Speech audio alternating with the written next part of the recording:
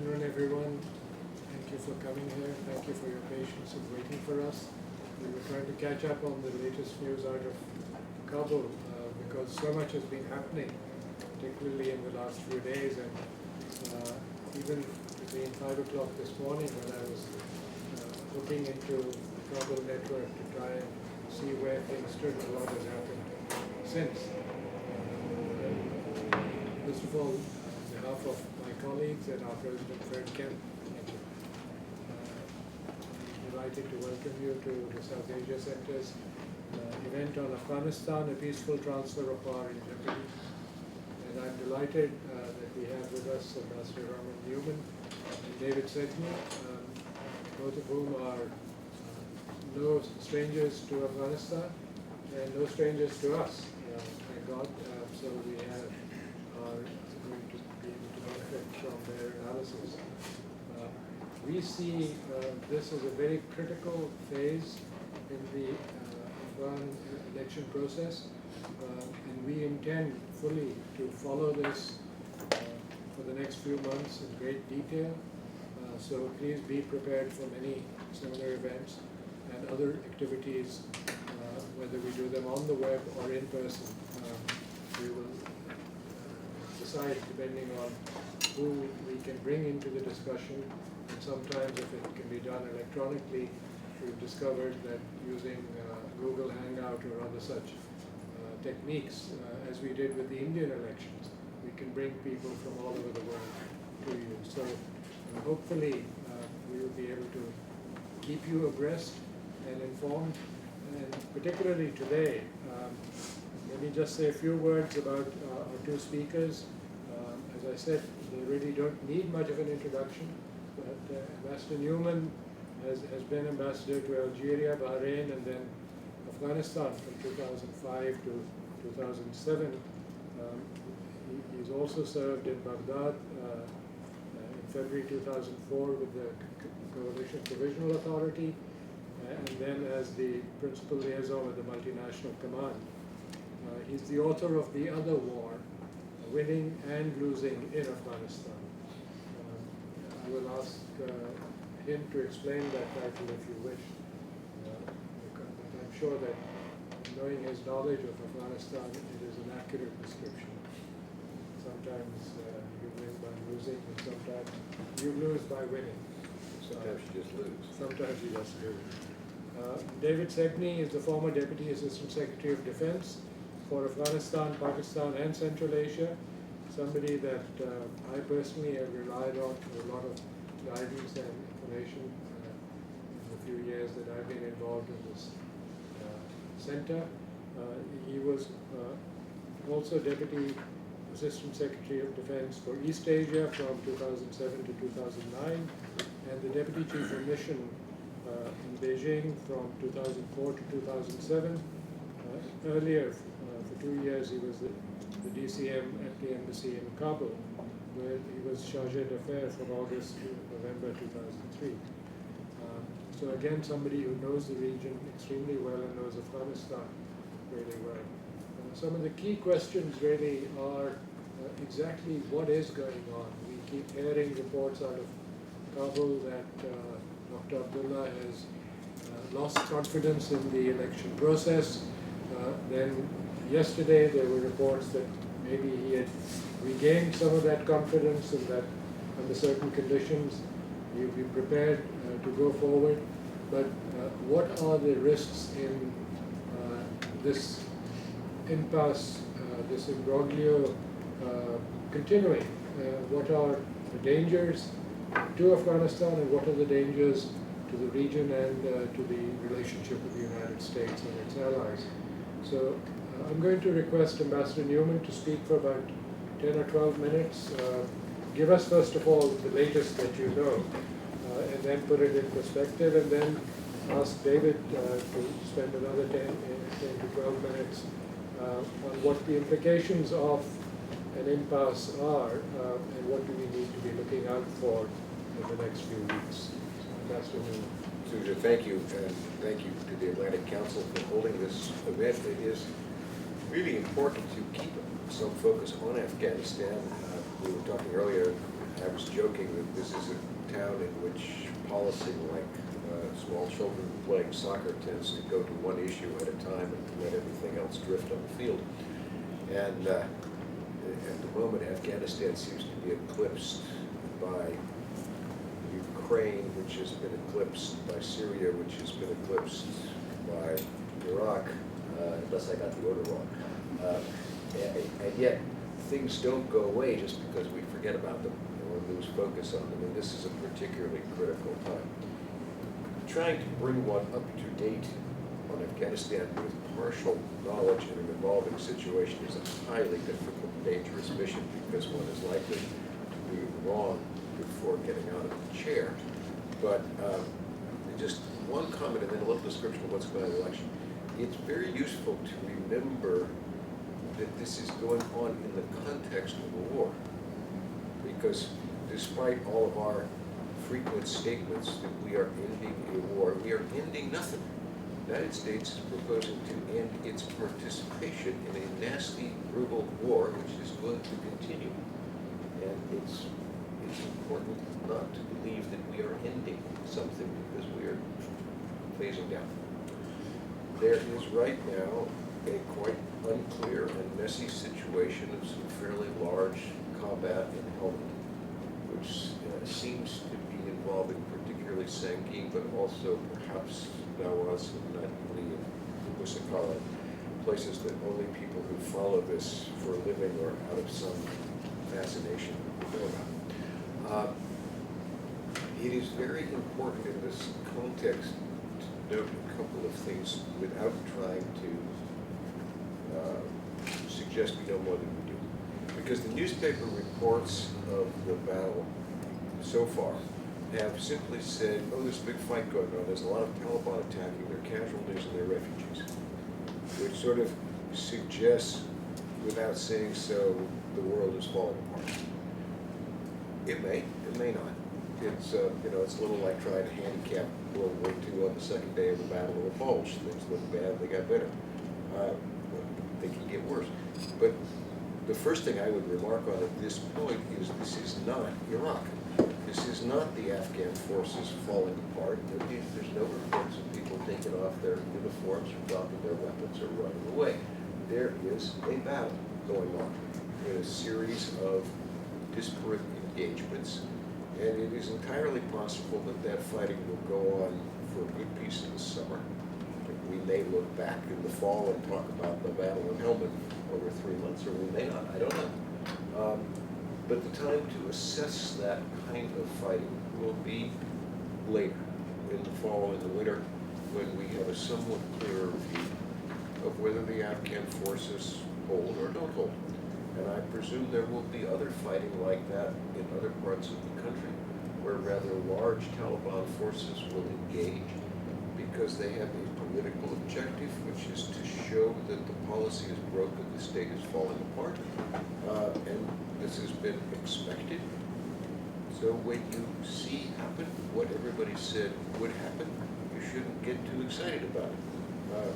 We should hold off, and then we'll see how the Afghan forces do, but the idea that we should be making a judgment every day or every 6 hours as to are they winning or are they losing is actually a statement of the critical ignorance of the questioner, but it is not a good question. So, enough context, sorry about that. But it is a reminder that the political struggle of the election is taking place within this dangerous context. Very quickly. It was always expected that there would be a large measure of fraud. It was also always been expected that a certain amount of that fraud would be self-canceling. That is, if you did not have pro-Abdullah fraud in some regions of the north, I would be extraordinarily surprised. If you don't have pro-Ghani fraud in some Uzbek area, I would be very surprised. The question is, do you have so much fraud that it changes the balance of the election? You have so much fraud that it is driven by the government or by a larger conspiracy. And it's important to keep that in mind because this is not a place where we're dealing in perfection. But on the other hand, to the extent that Afghanistan was moving in a somewhat democratic direction. It and Kyrgyzstan are the only points of democracy from the northern border of India to the western border of the former Soviet Union, now Russia. There may be another contender or two, but I think it's a fair statement. That's a big swath of territory, and I think it deserves a little bit of consideration when one puts it in that context. So, you had a first round that was fairly good, but the Electoral Commission, the electoral authorities were not as transparent as was necessary in explaining what happened, or the decisions they made. You now have these allegations of massive fraud based really resting on two pillars. One, doubts about the numbers of voters. A piece of that is because the Electoral Commission announced a very large and unlikely number right after the ballot counting. And secondly, there are particular issues in eastern Afghanistan, and there are some countervailing facts. Nothing is clear. Secondly, you now have a set of audio tapes that are, we say tapes, but that's actually old speak. They're probably on disc. But that are being released showing a senior election official speaking apparently about rigging the election with various officials in the Ghani campaign. Now there's a second group of tapes that have been released today, which appear to show military and police supposedly in Praktika stuffing ballots and removing ballots from a box that are marked Guatemala. And then there's another piece of conversation of, I think it's the governor of Wardak speaking to an army commander. And again, that one's a little vague as to what it actually is saying, because there's sort of a respect the election officials, but make sure you do your duty by the Pashtuns, which may have contradictory impulses. The result of that is that Dr. Abdullah now says he has completely lost confidence in the officials who are running the electoral process. What is at issue here? 7 million people roughly voted in the first round. Somewhere around 5 or 6 probably voted in the second round. A lot of Afghans have taken a real risk to their lives to go out and vote. So there's an issue about who wins. There's also an issue about how you settle this problem. There are people who would like to go to the street with violent protest. There is a problem that this election is becoming in the second round and now far more ethnically divisive than it was before. That's also a difference from Iraq, because up to now, Afghanistan has not spread apart in the ethnic and religious fashion that you saw in Iraq. People tend to grab easy examples and put things together. It's important to keep them separate. You're not yet seeing that in Afghanistan, but you're teetering on the edge of where it could happen. If this breaks down, if you get violence in the street, if that spreads, that would risk the failure of the entire last 13 years. That risks the army coming apart along ethnic lines. It risks power broker centers. So the risks here are huge. And I think everybody needs to understand.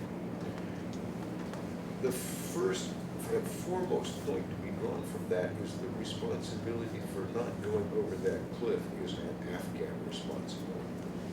It is the responsibility of Dr. Abdullah, of Ashraf Ghani, and the administration of President Karzai. If they go over that cliff, there is no foreign-induced parachute that is going to grab them. There are a lot the foreigners can do. They can not go over the cliff. There is almost nothing in my judgment the foreigners will be able to do to put the situation back together if they allow it to explode. Dr. Abdullah, as he restrains some people who would like to go to the street, needs to think about that.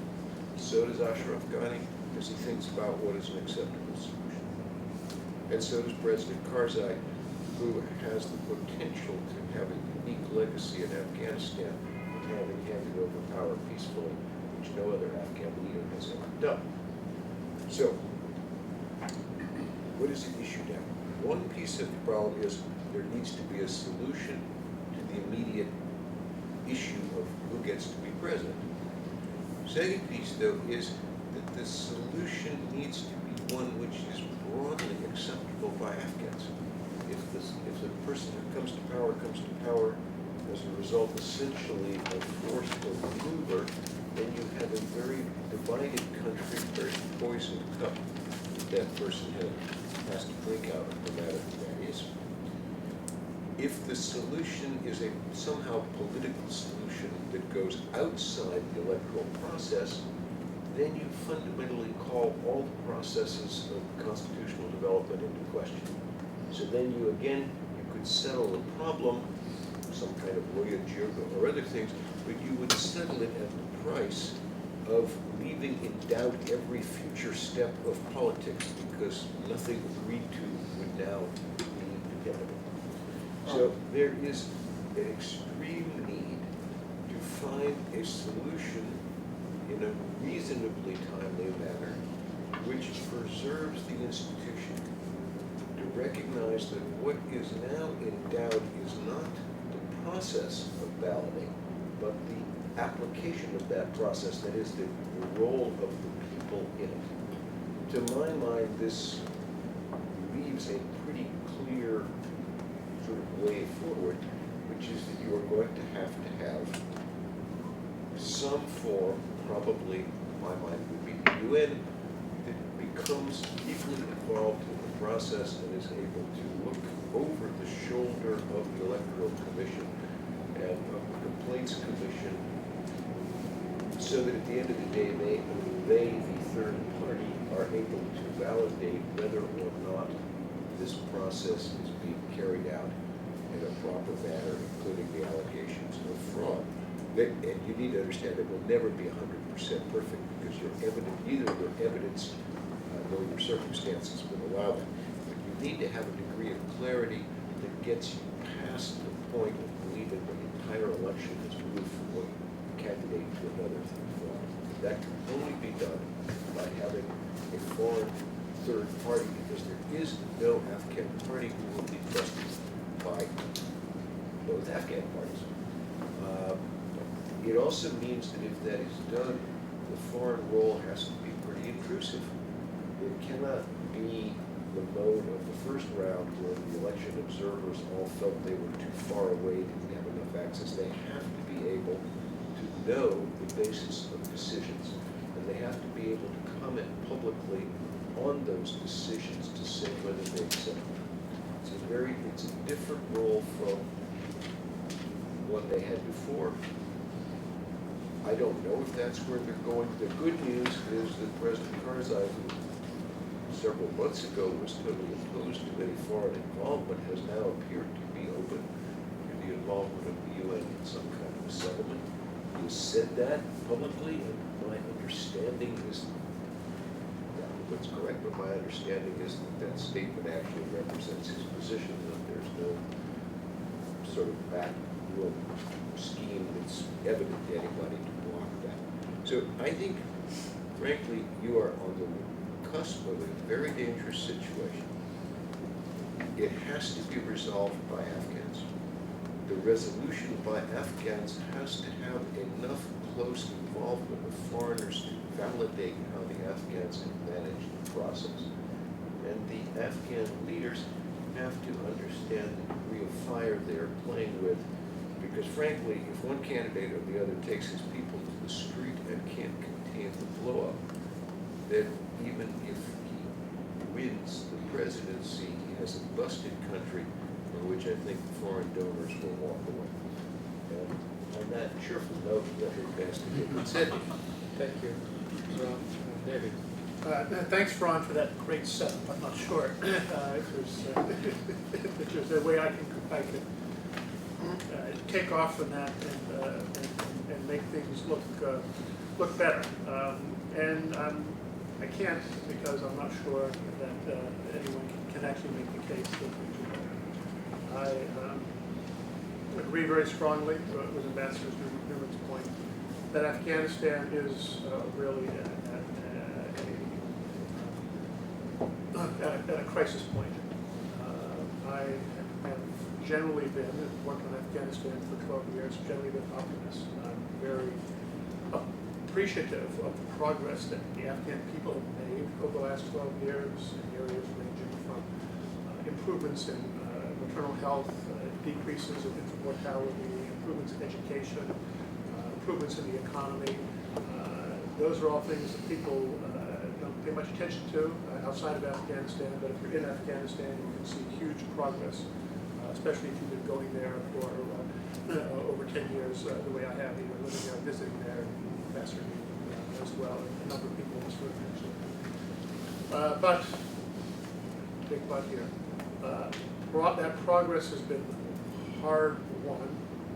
It's been expensive, and expensive primarily for people's lives.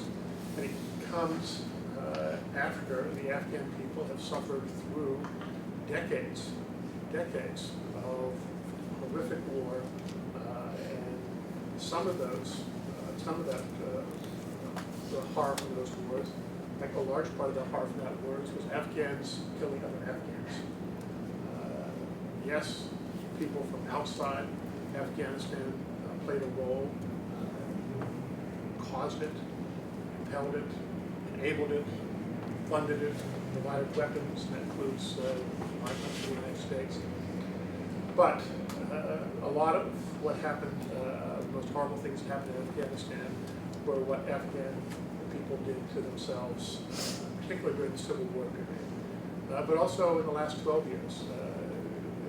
The Taliban are, as President Karzai regularly tells us, Afghans. And they regularly kill many Afghans.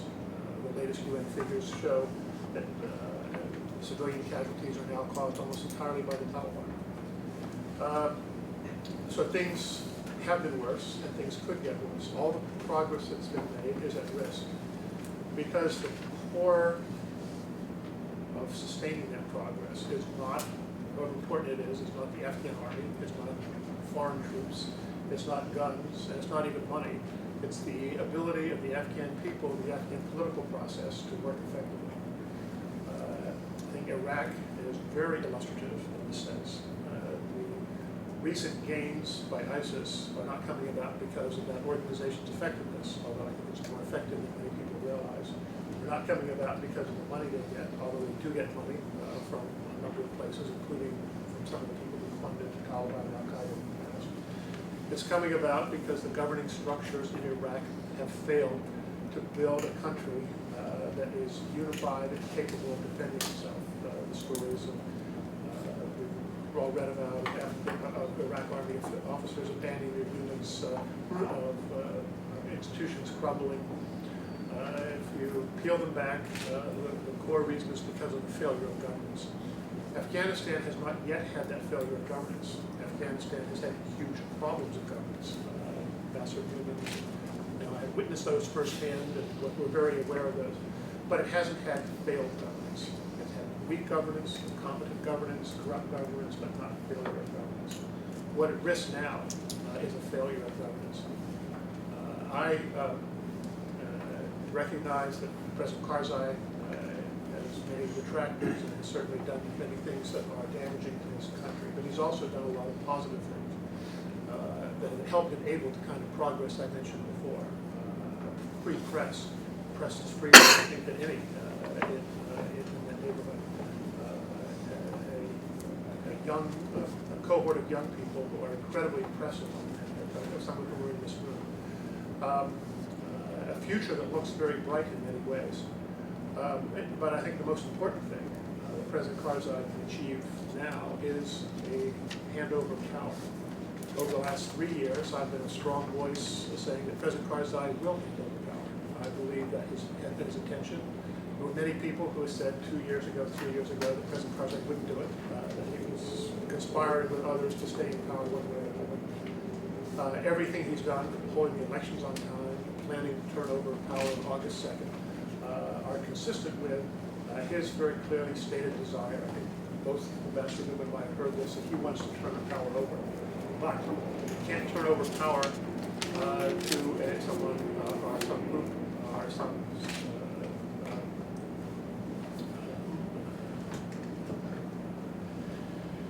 set of organizations. He has to turn over power to individuals, and it has to be done in a legitimate way. The elections right now are in a very difficult position.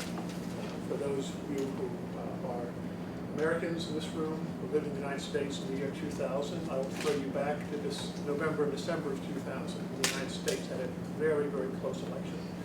So close that the counting wasn't sufficient to resolve it. Our Supreme Court had to resolve an issue related to the rules of counting in a 6-3 decision, and most likely if 2 votes had changed on the Supreme Court, we would have had a different president in 2001 than we did. Because the actual mechanics of the counting process, adding up the votes in Florida, wasn't sufficient to address all the issues relating as to which were valid ballots, which weren't, what should be counted, the half check, and many other things. The United States has over 200 years of democracy. It has extraordinarily resilient institutions and a population that by and large has a high degree of confidence in our institutions, and we weathered that stress, although I still know Democrats who feel that election was stolen from the Democratic Party. But they did not take to the streets. There was no violence, and the United States has continued forward. Afghanistan is facing a much more difficult situation, improbably something that isn't, when the election results are about as close. And I agree with Ambassador Neumann. It's important for the processes to go forward, because exactly as he said, the legitimacy of government depends on the legitimacy of the Constitution. The Constitution needs to be respected. At the same time, in the end, this is going to be a political decision by political actors. Both Ambassador Neumann and I know Dr. Ghani and Dr. Abdullah quite well. We both kind of think, I know I do, and I'm sure the ambassadors have the highest respect for them. They are the kind of people who can, and I believe will, and certainly should, put the interest of the country above their moral interest. There needs to be a political as well as legal solution. This is a incredibly difficult problem. Again, in the United States in 2000, we had a hard time doing it. It's going to require assistance. Ambassador Neumann mentioned the United Nations. But most of all, it's going to require leadership that puts the interest of the country ahead of the interest of individuals in power and money, and that's going to be very, very hard. So I'm not ready to throw in the towel and saying Afghanistan will fail. I think it will succeed. I think the leaders in Afghanistan, the candidates, President Karzai and the others, have the capacity to resolve this issue. I also, unfortunately, don't think they have much time. The military operation by the Taliban that Ambassador Neumann mentioned is a serious operation. It's meant to try and dent the confidence of the Afghan army and perhaps undermine the belief of the people that the Afghan system will survive. That operation is, to a certain extent, enabled by the success of ISIS in Iraq. The narrative that once the international forces leave, once the United States leaves, the government collapses, is one that the Taliban have embraced. It's important that the Afghans resolve this political issue fast, and that they move forward to address all the questions they have. We can't solve that problem here forward, but we can do all we can to support them. I think we can do more to support them, and I urge my former colleagues in the U.S. government to do so. You know, it also worth just noting, if they manage to get through this successfully, it will be a mark of considerable progress. Obviously, if they don't, we have a disaster. But if they do, as we will move on to the next crisis, it'll be worth giving them, in our policies as well as our words, credit for considerable success. Not just forget it here because we're on the way out. Let me ask you to expand on this idea of whether the ideal solution will be constitutional or political or a mix. Can we get a little more detail on what those mechanisms might be that would recognize the allegations that are being made, but then perhaps set aside the idea of resolving all those issues raised by the allegations and finding a solution so that there is a president who is accepted by Afghanistan as a whole. What are the bits and pieces that will be necessary to be put together? You mind if I- Pardon? mind if I- No, please. Remember, first of all, people on the outside trying to give advice about an evolving tactical situation are usually pretty limited in what they can do. By the time their sage advice has been voiced and propagated, the situation's different. But the basic piece to keep in mind is that institutions are not in question. It is the people who are running them that is in question. Therefore, what needs to be validated is the conduct of the people. That's the basic point of a solution. And then if you accept that there is no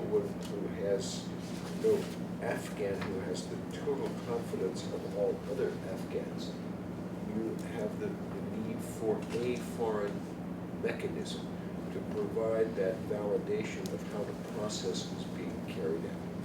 Now, the details of that kind of thing have to be worked out on the ground. It's quite useless to try to write policy papers on that. You also, in my experience, probably need a third party working back and forth between the camps. Really, it's a trilateral working ship that can rest at more. It has to work with the rest of Karzai and the Commission and people. But Afghanistan is not generalizing. It's not a culture where you resolve things like this by direct discussion. You don't sit down face to face. There are too many issues of face when you do that. So you need a trusted third party who can move back and forth, who can say, well, if they give this, will you give that? And eventually you come to a deal. That process needs to be handled in private. It should not be public. Nobody should be putting out pieces of what is on offer because that requires other people to say things publicly. So how that process is done, whether the United States probably needs to play a supporting role. UN needs to be in the center of the process because if they're going to be the ones delivering the mechanism, then it has to be a process that they accept. It can't be something done by somebody else and handed off to them. But all the details of working that out should be out of the public view. David, you want to answer? I just add that during the campaign, both candidates said that they recognized that their opponents had something important to offer to the country, and they both promised to be inclusive in how they set up the government after they won. So I think there's that was not, I don't think, empty words. Again, going both into and. Very broadly speaking, it's pretty clear that the two candidates each got somewhere between 40 to 60% of the vote. And in a country that's as in danger as Afghanistan, or such pressure as Afghanistan, if one group of 40, 50, 60% of the people feel that they've been marginalized, that they don't have a voice and a big, not just a part, but a big part of the government following that, then the government's not going to be very effective. And so there's both candidates and people who support them have said they want to include the others. Now, after you had an election, and people go at each other, hammer and tone, there's criticism, there's hard feelings, and those hard feelings are very evident today. It's very hard to come up with that, but it's not impossible. There are other countries that we've seen come up with solutions that are particular to those countries in terms of inclusiveness. As Ambassador Neumann said, Afghanistan has its own cultural tradition, but one of them is actually not that winners are winners and losers are losers. There is a tradition of accommodation, understanding, because people have to live with each other over generations, often come up with ways to live with each other and not feel that they have to destroy each other. And I think I do sense in a lot of the commentary and people I've spoken to in Afghanistan over the last 4 or 5 days, that there's a growing realization of the need for that kind of accommodation. How to do it, I agree with Ambassador Neumann. Me sitting here, Ambassador Neumann sitting here in front of scribe, that would be counterproductive. So any ideas I might have, I'll be work very hard to keep it to myself. Another question, which may be a little far-fetched, is really arising out of, David, your very positive view of developments in Afghanistan over the last decade plus, where civil society is coming to its own, media are playing an increasing role. Government has not failed, but there has been a development of governmental structures at least. At the same time as there's been a development of the military structures. Given the contagion effect of the neighborhood, is there any possibility that you might find the Afghan military exercising some kind of a role if the situation gets out of hand? I would, first of all, certainly hope that it never gets out of hand. And the possibility of the Afghan military taking some kind of political role, as you imply, which has happened in other countries in the area, not just in Pakistan, but in Iran also, and in other countries a little further away over the decades. You can't exclude that possibility, but I think one of the successes of the building of the Afghan security forces so far is that they continue to have a very strong national outlook. Their command structures have been tested. They've been tested by some, especially in the last 12 months, by some very serious combat, and they've been tested by some very serious governmental problems. As I said, while the government hasn't failed, there have been some severe pressures that perhaps other countries might have led to the military taking some kind of action that becoming a political sphere, whether it's like a coup or influence. All of those things are possible, but I haven't seen any step in that direction. I spent 4 years at the Department of Defense with my primary role to help support the building of the Afghan army, and I know a lot of the leaders of the Afghan army particularly, but also the police and intelligence side of things. And I don't see that they yet have the political imperative to do that, the idea that they are the saviors of the country, that they are the repository of national virtue, the kind of things that often lay behind the military taking action. That said, I don't exclude that possibility. And one of the reasons why I believe it's important to maintain a continuing strong international presence, to mentor, train, and advise the Afghan military after 2014, and in fact after 2016, and have to be at a high level and with a sufficient weight is just to help avoid that kind of possibility.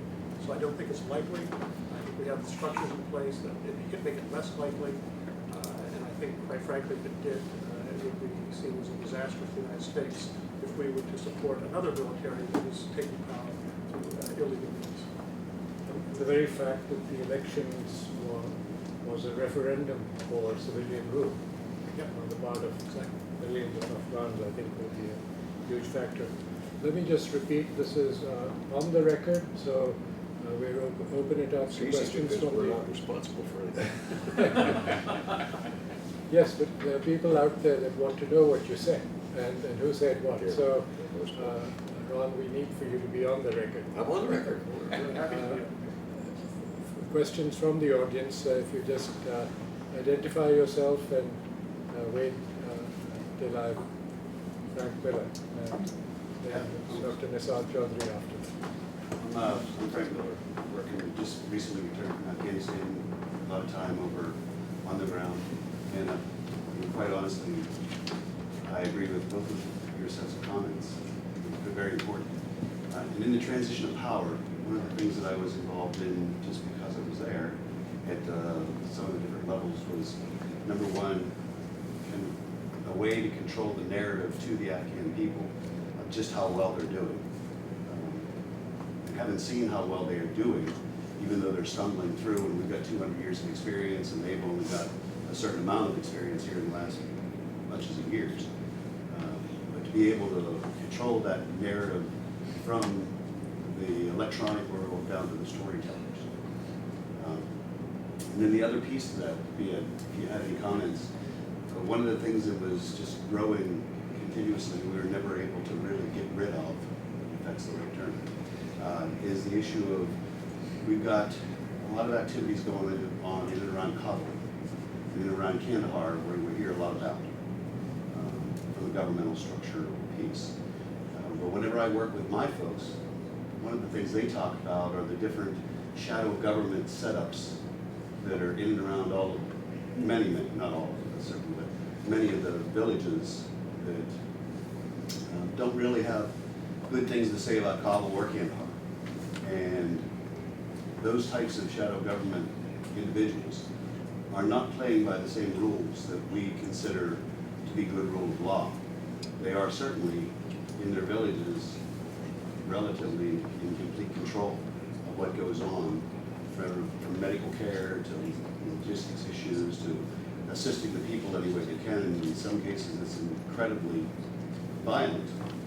However, it's going on. And just your views on that as we progress off into the future, how you see that video playing out, will probably be important for all of us to kind of take a look at. Certainly me, haven't been there for a while. I mean, I have my idea how that video plays out, I'll be honest with you. Because as soon as we lose I think, as soon as we lose our reach in without those moderators that you're talking about, between the different camps for the power process going forward, you've got an entire structure that's already on the ground in place, and they're already working across Afghanistan, and they are not playing by normal rule of law. Certainly a lot of criminal organized crime capabilities, to include the narco trade and everything. And that is not a rule of law of calm and future peace. That is a totally different business structure. So, thank you. Comment on Very complex problem. On the second point, the political structures in Afghanistan, I think we need to step back a little and understand the next president of Afghanistan, whichever of the two gentlemen is going to have a somewhat weak position. He will be elected with a mixed bag of supporters, and he has to reach out to opponents as well. So first thing is he's not going to be able to clean everything up real quickly, and we should understand that and manage our own expectations. Because if we expect too much too quickly, then we just set ourselves up for failure. The second point is he has to manage some of it. He has to do better than they have done in the last 13 years, because there's a desperate need for the government of Afghanistan to build a larger base of loyalty to the country itself. What this sets up is a dynamic in which the person is going to have to proceed rather cautiously but somewhat firmly to gradually build state power, and frankly in the process to pick off some opponents. We can be helpful in that process, but we will need to recognize that it's going to be a political process, not a particularly juridical one. And we should be prepared not to be too critical of its non-juridical aspects if it goes in the right directions. We often set up completely contrary goals at the same time. We want to clean up corruption, and we want the kind of juridical process that requires months and years of laws and wiretaps and evidence building in order to carry it out. That's they'd be better off in some cases if they shot a few people. But it's going to be a mixed process, and we need to try to stay in touch with it. We need to try to support it where we can, and we need to recognize, be critical if nothing happens. We shouldn't be too critical if it happens slowly in the right direction. But this is going to be a long process. And if you want examples of how this is done successfully, then you have to look at the state formation in medieval Europe, the growth of the French monarchy from a period of powerful barons with a weak king to a very strong centralized state. It's a 200-year development. This probably doesn't have 200 years, but we have to be patient. On the narrative, I just want to make one comment. The hardest narrative right now is to convince Afghans that they are now going to be largely responsible for their political future. I'm not sure it is possible to convince them of that. There's so much talk right now in Kabul. We were talking about, the Ghani camp is convinced that the Americans are conspiring with Abdullah. Abdullah's camp is worried that Ghani's camp is conspiring with the Americans or with them. And President Karzai's palace probably has at least 6 different conspiracy theories going at any one time. And the last thing that almost any of these folk understand is that a very large part of America doesn't give a damn. And that in fact, our reaction is going to be heavily driven by how the Afghans handle their process. I don't know if they can come to believe that. They have lived for so many years with so many influences driven by the foreigners. There's such a propensity to look to what are the foreigners trying to do and then adjust yourself to that perspective, that the idea that the foreign perspective will actually be adjusted by Afghan performance is going to be extraordinarily difficult for Afghans to understand. But I think it will also be an extraordinarily important part of their political development.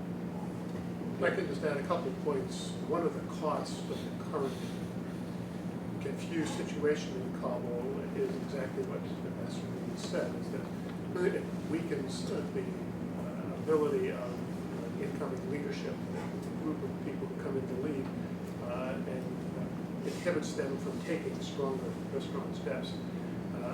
But I would urge, particularly my colleagues, former colleagues in the U.S. government and the national community, to be focusing now on what happens after the leadership structures in place, some kind of 100-day plan or something like that. Because my own experience and history shows that if you're going to make changes, you need to start making the changes right away. The more you accept the status quo, the more you're stuck with it for the next 5 or 10 years, however long you do this. And while there's been much progress in Afghan society, the Afghan government hasn't failed totally. It's failed in many areas. And the area that you lay out is an area where the failure is, I think, the most dramatic and most dangerous, which is at the local level, control of the day-to-day lives of too many Afghans is by corrupt and abusive strongmen, warlords, narco-mafias, all kinds of labels for them. But their lives haven't changed enough for them to say that the Afghan government has served their interests. Now, a lot of these people turned out to vote, asking for just such a change. So a new leader has an opportunity to do that and a challenge to do that. And we have the opportunity to help them. And I would agree with what you said implicitly, that our actions, in some cases, in many cases, help entrench those bad actors rather than make them less likely to continue in power. So we have a responsibility to help the new leader of Afghanistan address that. I am Dr. Nisal Shafri with Pakistan American League. Shuja, thank you very much for really being so helpful in not only telling us the distinguished panelists about the past, as well as updating us about the most recent even events and developments in Afghanistan. As Sedney mentioned also, that during the first election of President Bush, the nation was equally, and during the second term, deeply divided, but the institutions are working, and there is civil society in this new country, where even the decision-making process is institutionalized. As my friend mentioned, in Afghanistan there are many local actors, non-state actors, local players, and regional actors who want to protect their own territories and want to have their own control in that region. In big cities, there is a central government, but the question is, in a tribal society, where people are not simply traditions, they're all armed also. My Speak question up a is, little bit, please, so people at the back can hear you. sorry, let me speak loud and clear, no one. In a tribal society like Afghanistan, where the thinking is tribal, they have their own honor code, they own their code of ethics to govern, to run, to deal, to live. And this democracy is a process and not a product. It takes time, it takes its own course. My question is that if the nation like Afghanistan would be deeply divided, where their forces for law enforcement and security forces are adequately trained by USA. But let's say when the USA withdraws, as they withdrew from Iraq, even there the forces were adequately trained and the police were adequately trained. And what we see there, can you rule out the possibility that the arrangement may not work without mediation? Can you bring reconciliation in a society which has a history of thousands of years of rivalries and they hold on to their grounds very firmly and they draw better lines, and those better lines are obviously, and there you can see they're fighting for the last 30, 40 years. All. So is this going to be a repeat of Iraq? If that's the nub of the question. Maybe. But I don't think it has to be. I mean, the answer up to now is no. It does not exclude that it could be. I think it's useful to look at some of the differences, recognizing that things could change. Nouri al-Maliki in Iraq, from the point of taking power, began to consolidate his control over the military and over all instruments of power, and to use them explicitly against his opponents, to centralize power and force. That is not yet a tradition in Afghanistan. President Karzai, if anything, has had very minimal relations with his own military. There have been the pattern of Afghanistan has been one of constantly shifting appointments in order to maintain power through balancing rather than power through consolidation. Now, that has other weaknesses because you are balancing among multiple people, but at least it's traditional. As many of you may know, my father was ambassador in Afghanistan, and I remember looking at one of his reports from 1972, which remarked that King Zaghir Shah and the group around him were completely obsessed with balancing factions to maintain power, and it was very difficult to get them to make strategic decisions or look out very far. I submit that with a couple of name changes, you have a description of what's been going on in the last few years. So at least it's tradition. But it's not the pattern of Iraq. It could become the pattern of Iraq if things go sour in the election. If that begins to split people apart, then you would be in a very dangerous situation. But up to now, that's not where we are. The problem with the army in Iraq, as far as I can tell, we moved somewhat. I did spend 16 months in Iraq before I went to Afghanistan. The problem in the army is a problem of morale. It's not a problem of equipment. When people threw down their weapons and threw off their uniforms in Mosul, they hadn't been fighting enough to be defeated. They decided to leave for other reasons. So far, that's not the case in Afghanistan. This fighting, what's going on in Helmand right now is serious. And we don't know whether the military will hold fully or not, but there's no sign of them coming apart in the way of the Iraqis. So I would say the risks are there, but they're by no means certain. They don't have to happen. But obviously U.S. policy is important. And the administration's policies of going to leave after 2016 and have a very small training mission. And we don't quite know what that mission is or what it will look like or what its relationship is with NATO. That does not inspire confidence. There is still a strong role for the U.S. to remain involved. David, I'll let David go. Well, just Or anything else? on the issue of training, the Iraqi army received training of a certain type and level, but to build the institution of the army, it's not about just training people to carry rifles, to shoot rifles, to load artillery and carry out tactical exercises. Building institution means having the officer corps, administrative defense, logistic structures, intelligence activities, but most of all responsible leadership, and that only is developed over generations. And what happened in the Iraqi case is the SA received a lot of essentially technical how to fight, how to march kind of training. But what happened at the leadership level was Ambassador Beatty said the president came in who replaced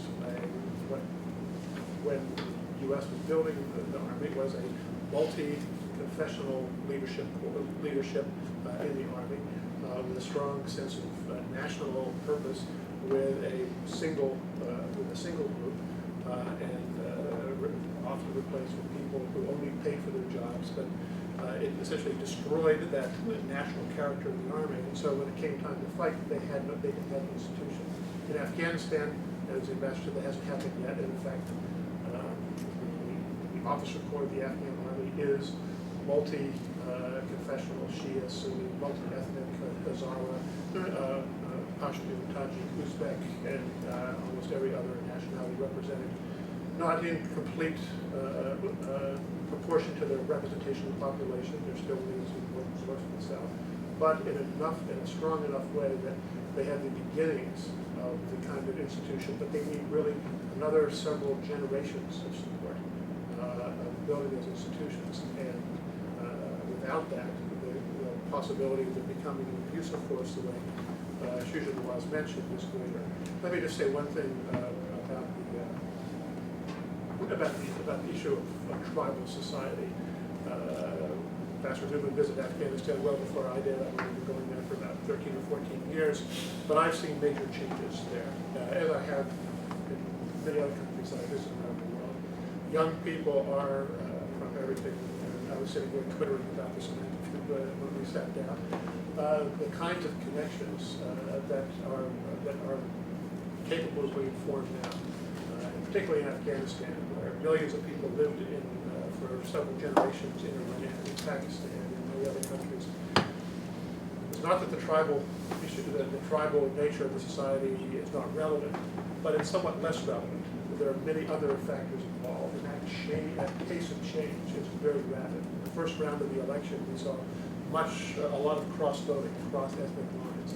So I'd be a little cautious about accepting the past as the future in Afghanistan this way. I see a lot of change, at least a lot of potential for change there. I think this is a really important point. This is a period of a great deal of political change and recomposition in Afghanistan. Some of that is driven because President Karzai is going out of power and people are changing their political networks. Some of it is driven by the youth bulge. You have to be very careful about not exaggerating what that means. But at the same time, people who have known Afghanistan in the past and are not keeping up with it are very dangerous analysts, because it is changing. And you saw some things in this election. You saw leaders like Gulaga Sherzai and the Barzai, and former Foreign Minister Rasul and Silva Sayaf, Pashtun leaders going to Abdullah. And there's a strong sense that many of their people didn't follow it. They voted for Ashraf Ghani, perhaps on a more ethnic line, but not following leaders. The tribal system itself has been very broken down by the war. Tribal leadership lost economic status and ability to control. So that you have in many cases not tribal leadership actually, but military leadership of commanders and groups. It's not the same. When you look closely, very few commandant come out of the top ranks of tribes. They've gotten power by the gun and by money. they're not the same. And there's a tendency to look at them and say, well, that's the tribal society. Well, it's not. It's a military kind of thuggish society that has grown up in the absence of law, in many cases without a lot of social authority. So I think this is all kind of up for grabs. I'm not saying it's all different. It's not. David's right. But the point David makes about changing the country is very important. And people should be very careful not to just assume it's going to fall into old ways. Bamiyan was a case of that. Bamiyan was a strong area of one Hazara party. And they, at least in the first round, they didn't vote that way at all. So again, we just have to keep looking on the ground for what's happening, but not being too sure it's going to go to hell in a predictable fashion. I would agree with your comment on that, because the Taliban within Afghanistan, as well as in Pakistan, also reflect this change. It's the same tribal society, but it's no longer bound by tribal rules. And so that, and add to that the rapid urbanization which we are seeing in Afghanistan. That changes the whole political dynamic. I think you're absolutely right with the cross-ethnic, cross-sectarian alliances that this election witnessed. It shows a great deal of maturity in the political process in Afghanistan. And I don't think we should take that away. Time for more questions. Vikram Shah, and then others, if you wish to, please raise your tent on one side so that I know who to come to next. Hi, my name is Vikram Shah. I'm with the Special Inspector General for Afghanistan Reconstruction. And my question is, as Mr. Sedney said, right now is the time to start planning for Afghanistan, for the post-election future of Afghanistan. And one of the biggest issues that I think a lot of the international community recognizes in Afghanistan is the future of Afghanistan's economy. As is pretty well known, the foreign aid and USA have made up a large majority of Afghanistan's GDP over the past 10 years. And as this aid starts to decrease, and Afghanistan starts looking towards foreign businesses to start investing in Afghanistan, Afghanistan's economy is pretty well known that Afghanistan's economy is going to suffer some form of contraction. And then with the Financial Action Task Force meeting soon to discuss whether Afghanistan should be blacklisted because of failure to deal with corrupt practices within its government. What are some steps that Afghanistan can do to deal with the oncoming contraction of its government, of its economy, and still provide services to its people that it has tried to for so long? Let me step out a little from where you might expect me to be on this, but address specifically the statement about contraction. That's actually not accurate. In fact, I was at a presentation by the World Bank where their prediction for this year is that Afghanistan's economy will only grow by 3%. In other words, its growth rate of 7, 8, 9, 10% over the last 10 years will drop to 3%. And they predict that even in the worst case scenario, it will only drop to about a growth rate of 1%. So it's not that Afghanistan's economy would shrink, it's its growth rate would slow down. At the same time, as Ambassador Neumann mentioned, there's a youth bulge, so there's severe economic pressures. But I think it's important to distinguish between that, and I refer anyone who's interested to the World Bank. They have this study on their website. Let me also just add that tomorrow we have an event on the Afghan economy. There we go. You can come in. We're going to have the mission chief from the IMF. Yes. He's going to be here at noon, right? So if you want to have lunch with us and listen to what the prognosis is for the economy, just a little commercial break. Sorry. And he will know much more economists than I do because my background is on the political military side as well. In terms of the assistance, I'm always, and it'd be a good question to ask tomorrow, I'm a little cautious about that because the average Afghan hasn't seen much assistance and doesn't depend on assistance really at all in terms of their assistance agricultural economy. And the amounts that are bandied about as aid amounts are large.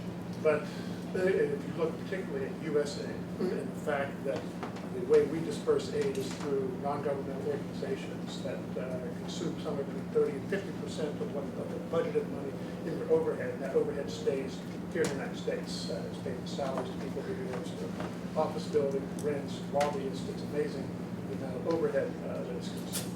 And then once it's taken to Afghanistan, if you travel there, you will see very nice houses, people with very land cruisers, and expensive telecommunication systems, and huge amounts of protection because they have to have security there. So the amount of that aid that actually is relevant to the economy is, I think, a matter of some contention. So it's very cautious about equating huge amounts of aid with huge benefits to the Afghan economy.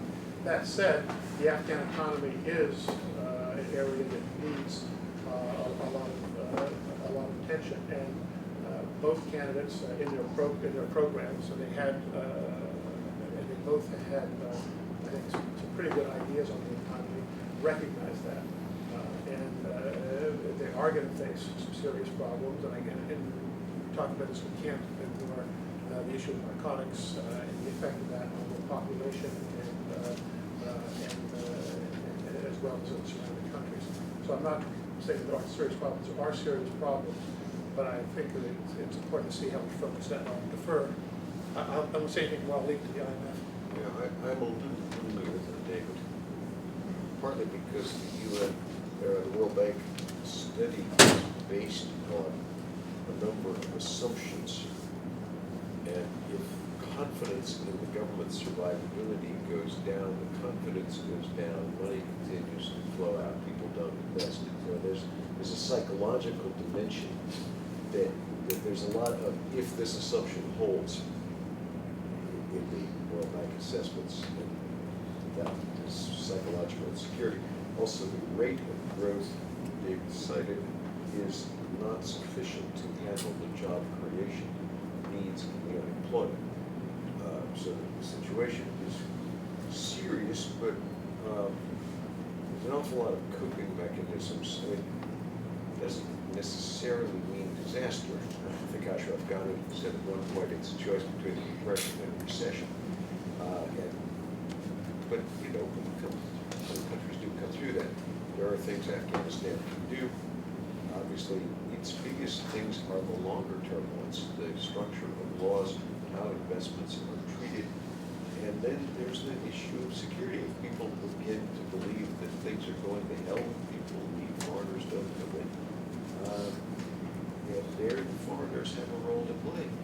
To the extent that people believe our funding for the military will continue, that is a piece of security. To the extent that they think that our aid budgets have some credibility over time for planning, that's part of psychological security as well. To the extent that we're always ripping ourselves apart, then and that our Congress and our people lack clear leadership, that's a source of insecurity. And the point, your very last point about the Financial Action Task Force and the opposition to President Karzai to the anti-money laundering law. I thought that just got passed. It did, but it was very, very close. And the fact that the president of the country has explicitly said he opposes it in public, I think leaves some possibility that when the Senate meets, they may not actually accept the law as passed. So, but that's another reason why Afghanistan will use the investment. So. What about the pledges, David, that were made at Lisbon and then Tokyo? Those are still on the books. And there is a commitment by the international community, particularly the North Atlantic Alliance. On the military side, the commitments were made in Chicago. The NATO has a state meeting for the military side. On the civilian side, assistance side, made a Tokyo conference in July of 2012. They still exist. Both of them have conditions. I'm sure Ambassador Neumann knows more than I do about the conditions on the civilian side, on the military side.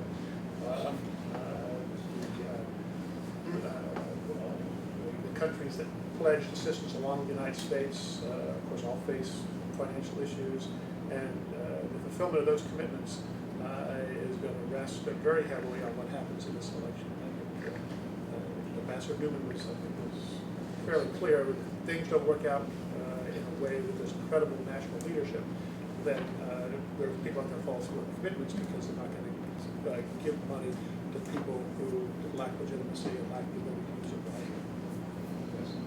Well, Thank you. I just have to be able to comment on just a piece of that because I'm with you and had a lot of time with one of the aid groups and controlling the expectations of success is incredibly important. The aid, from my perspective, cannot stop. It can go up a little bit, can go down a little bit, but it still needs to keep flowing. What we've tended to do was tie whatever our version of the picture of right or success was, and whenever the Afghans didn't reach that for their own reasons, it upset either our country or organization, however that works. And I just think that it's important for all of us to understand that that entire region has a totally different setup, almost 180 degrees opposite of what we have here in the West of getting things done. The bribery, we call it bribery from the governor to the contractors to the people who are building the schools and to doing all of those different kinds of things. If you go to any one of the countries around, there's a great deal of the same types of things going on inside of those other countries that are around us. So the only thing I want to be able to say on the issue of the aid piece is, for whatever we do, and as loudly as we can possibly state it, don't stop any of the aid, keep it going as much as we can possibly, and control the expectation of success as to what we think needs to be the picture of right at any point in time, and allow the Afghans to just continue to march, continue to march, continue to march with their own success rates. I just think that's good. Question? Yes. Arif, and then Mr. Ariasma.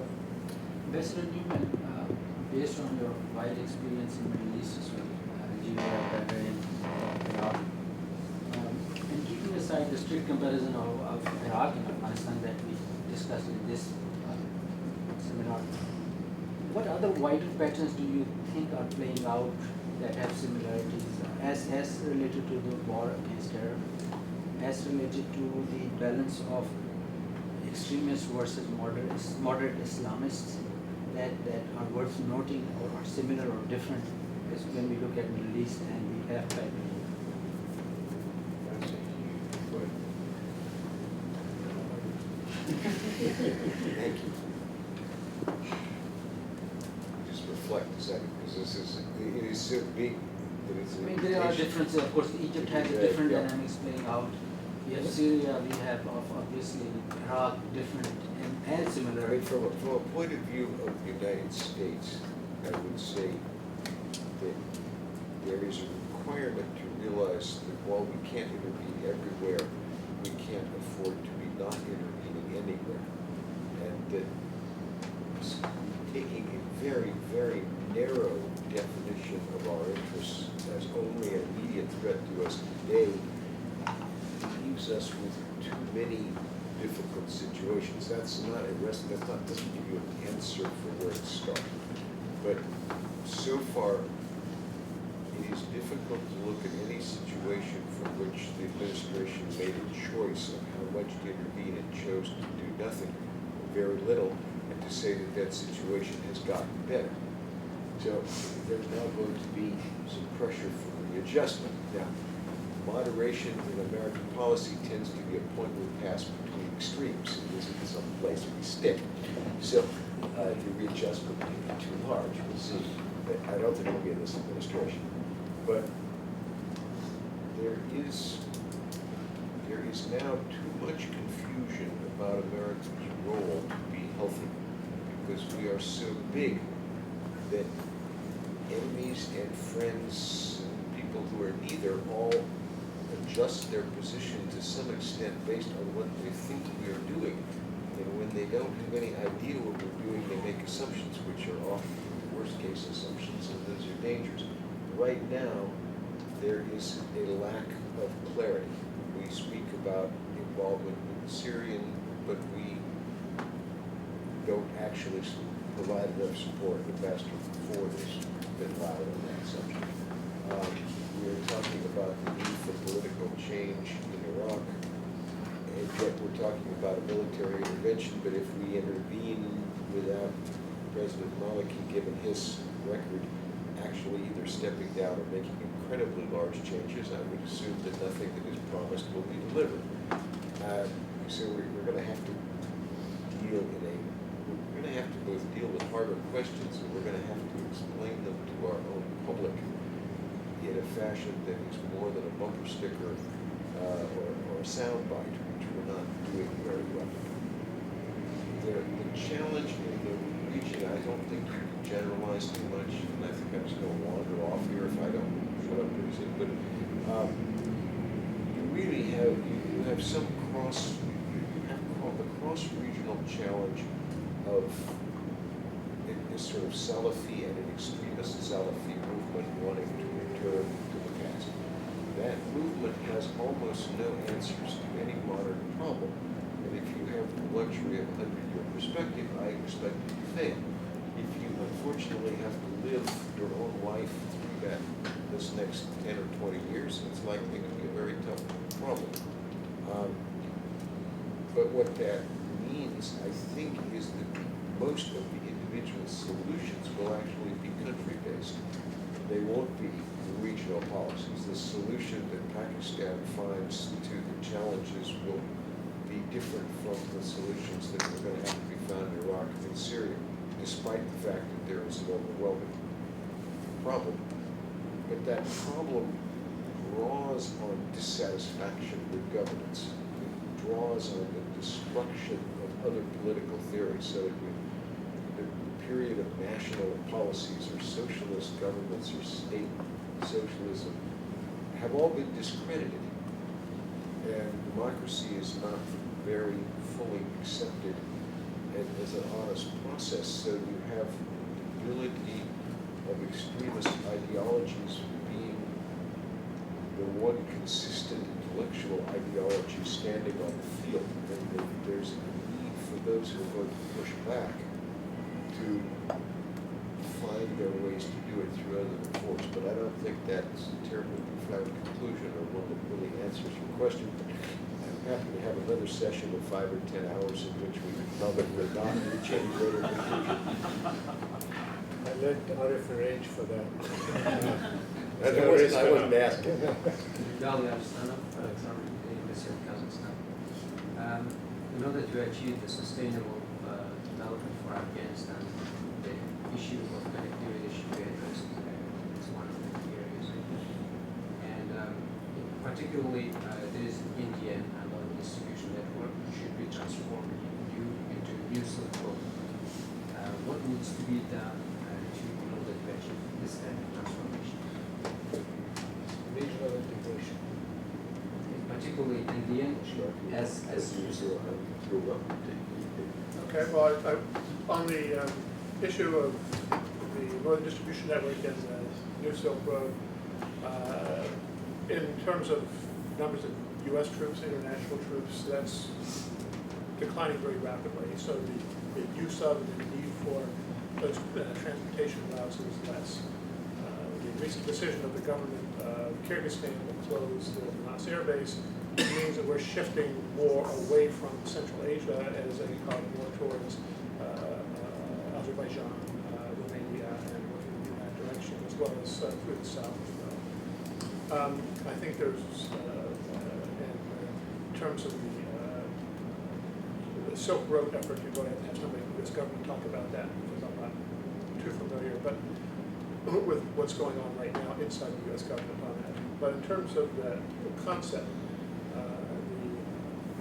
the recent efforts by the Chinese, which I know the United States supports and thinks is positive for the region, show that there is a real dynamic for continuing expansion of trade, transport, economic exchanges through Central Asia. But you, I think, laid your finger on it. The real dynamo here is going to be India. And how that works out, India-Pakistan issue, the new government in India, I think there's going to be a lot of possibilities for countries in the region, but they're going to have to work together.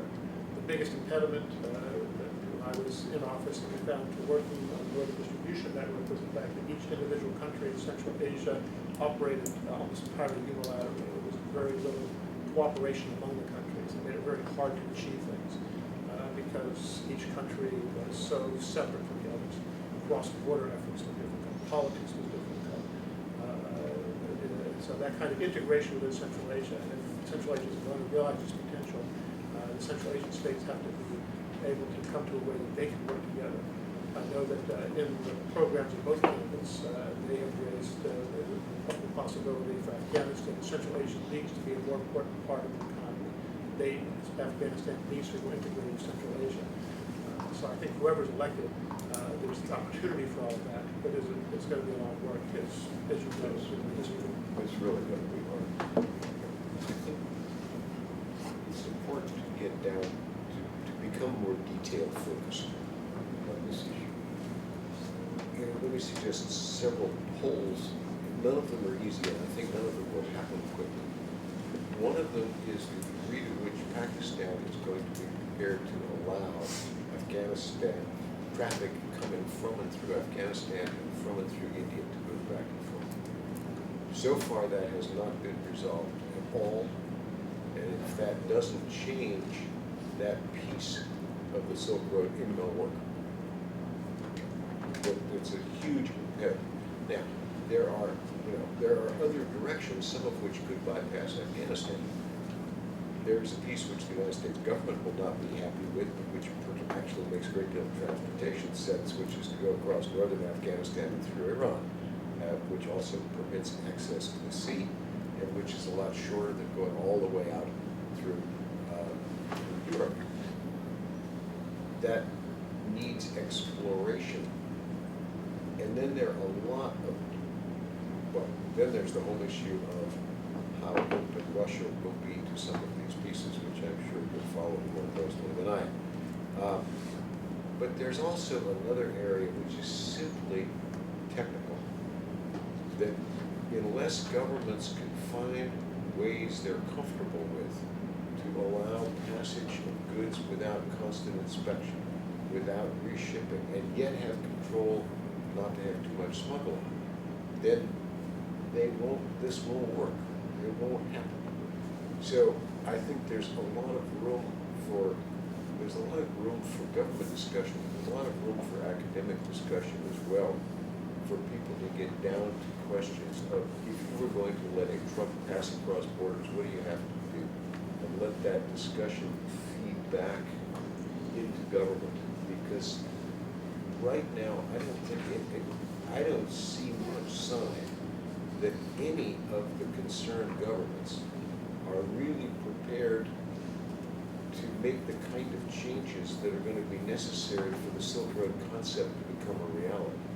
I think it could, some of them are more ahead than others, but there needs to be a lot more explanation, there needs to be a lot more detail of where the practical impediments, blocks, are.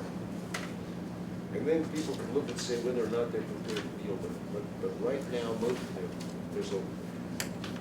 we've been having the dialogue about the new Silk Road, at least since 2006, first went to the conference that Fred Starr was running in Kabul.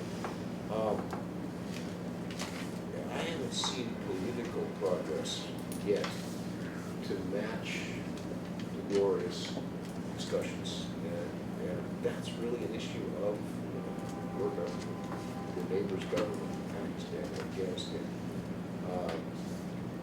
I'm not quite sure exactly how much use the further distant foreigners can be, except to provide advice and expertise on the technical things that have to move. But they push a lot of changes. I was reading a book last night written by a fellow who was a drug enforcement agent in Kabul, working under my father in 1972, and he's talking about the problem of smuggling that goes across the then Soviet Union because of sealed containers and inadequate border inspection. So this is not exactly a new problem. Let me just say one word about a couple of practical things that I know the government of Kazakhstan has been doing instrumental, and that is expanding the rail network from Kazakhstan into Turkmenistan, and the government of Turkmenistan's ongoing effort to expand the rail lines from Turkmenistan into Afghanistan. those are areas where the governments are taking some practical steps that are really making a difference in terms of building that transportation networks. I do see some positive steps there. But as Ambassador has pointed out, I tend to be on the optimistic side. Yeah, but you're right. I mean, the bridge across the river at Harrington produced a much larger degree of transborder trade than any of the projections. So I'm not saying that physical change should wait on the kind of administrative things I was talking about, but at the same time, if you build a railroad, you've also got to figure out how you're going to let traffic move across it. Otherwise, you build something and then you clamp down on what it can do. Let me add also that our center has been very active in the last 2 years in developing an India-Pakistan Trade and Business Forum. And many of the things that come up in that relate to the wider region and opening the border for transit trade between India through Afghanistan to Central Asia. At the same time, I think as the ambassador is suggesting, maybe there's a role to do much more serious sustained studies, so you don't have the kind of hit and run approach that we often see in Washington, where you have a conference, publish a volume, and then forget about it. And I think your government could play a key role in linking these efforts in South Asia with Central Asia. So there may be an opportunity there. We're over time, but I have Ahmad Khan, so if you could make it brief, and then I do have a final question for both of you. If you don't expect we're going to have brief answers. Absolutely, with brief answers, otherwise we lose the audience, so please. Hi, I'm a national advocacy intern with Amnesty International, and my question is regarding human rights. How do you see the Human Rights Network and the realization of human rights objectives being influenced by this whole scenario in Afghanistan? The election. Just that you're talking about the election specifically? What you think? Generally, the increased Taliban threat and the election process, both combined, affecting the human rights process. Human rights has had a limited development, but a very important one. Huge in the sense of where you were with the Taliban, but with a long way to go. If the election process is not worked out in a peaceful fashion, then the breakdown that follows that will, I think, be very negative to human rights in Afghanistan and lead to warline. If you get a government with legitimacy, that government will have the basis of power in which to keep moving forward with the development of human rights. But there's nothing automatic about it. I would just add that the role that civil society in Afghanistan played in the elections is a positive for the influence that they can have in the future on human rights. So there's a positive there. However, you mentioned the future role of the Taliban, the attacks that the ambassador mentioned are occurring in Helmand. Very clear from the way the Taliban governed in areas where they governed in Afghanistan before, or areas they govern in Pakistan today, that human rights will be very adversely affected. Some, such as women and perhaps Shias, they might be eliminated entirely. In terms of the future, one other point I'd make is that for the Afghan military to perform effectively and according to standards of human rights, which we currently work to have them do, including the, I think, rotating police and intelligence organizations as well, that requires continued monitoring, continued assistance, continued mentoring, and a level of presence. I am very concerned. The Council on Foreign Relations issued a report in New York on the future of women in Afghanistan last Friday. Shuja Nawaz about that when we were up in New York. That made the and at that presentation I made the point that the schedule for withdrawal, the kind of forces that President Obama has has put out for Afghanistan, puts the issues of human rights, women's rights, at great risk, because without the people there to monitor what's going on, to provide the right kind of mechanisms for corrective actions when human rights abuses take place, which they will, then I can foresee an Afghan military security structure that becomes much more abusive rather than much more performing much more the way that we would like it to, given our values. please. Thank you, David. And I couldn't have asked for a more perfect segue to my last two questions because they're related to the elections and to the point you just raised about the withdrawn timetable. And the question really, both the questions are about timetables. There is a huge risk if the election impasse delays final results. With investigations going on for a very long time, an extension of the Karzai government may be on the cards, and that may create a different dynamic within Afghanistan's political system. So the first question is, what kind of a time frame would you expect or want to see for a result in order to avoid the kind of chaos that could emerge? And the second question is related to the point David just made, which is there a need for the President of the United States to take another hard look at his timetable for the drawdown? Is there a need for a little more flexibility in the drawdown timetable so that we don't jeopardize the progress that's been made in Afghanistan? So, two short answers and we're done. Thank you. My short answers are